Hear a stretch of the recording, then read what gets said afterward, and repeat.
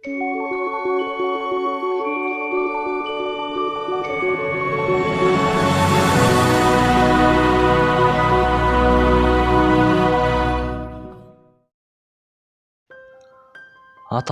уулуна акыл-насаатын тынбай айтып келет.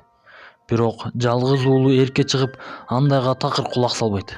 Жапжаш туруу элди алдап, каалаганына оңой жеткенин, акча, байлык десе баарын кечип кетерин байкаган атасы бир күнү уулуна дагы насаатын айтып: "Балам, алгандын бермеyi бар.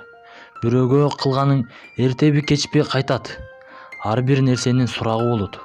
Ушунчаңда токтотсоңчу", дейт.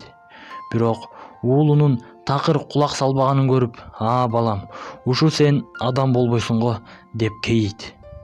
Ошондон кийин уулу атасын жалгыз таштап, бактысын издеп алыска кетет. Жүрүп отуруп бир өлкөгө туш болот. Адегенде ошол өлкөнүн падышанын сарайына жумушчу болуп кирет. Айлакерлиги, ырайымсыздыгы менен тепкичтен тепкичке көтөрүлүп отуруп, акыры падышанын вазирлигине чейин жетет.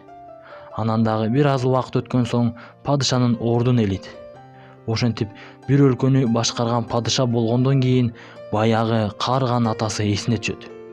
Желдеттерин чаптырып, атасынын алдына алып келүүнү буйруйт. Жалаңдаган жигиттер заматта падыша айткан өлкөгө барып, атасын жөө жалаңдатып айдап келет. Алдында чөгүлүп турган атасын көргөн падыша кекирейип: "Ата, тааныдыңбы балаңды? Билесиңби, бир кезде сен мени адам болбойсуң дедиң эле. Эми жаңылганыңды мойнуңа ал. Мына, мен бүгүн мынтип бир өлкөнү башкарып калдым", дейт. Анда атасы: "Көрүп турам балам, максатыңа жетипсиң. Көп бийиктикти багынтыпсың. Көрүп турам, бирок баары бир баягы эле бойдон калыпсың. Болбосо ушунча жылдан бери жалгыз атаңды бир сурап койгонго жараган жоксуң. Эми мынтип жигиттериңи айдатып келдиң. Мен сени падыша болбойсуң деген эмесмин, мен сени адам болбойсуң дегем. Туура эле айттыкмын", дейт да кайрылып сарайдан чыгып кетет.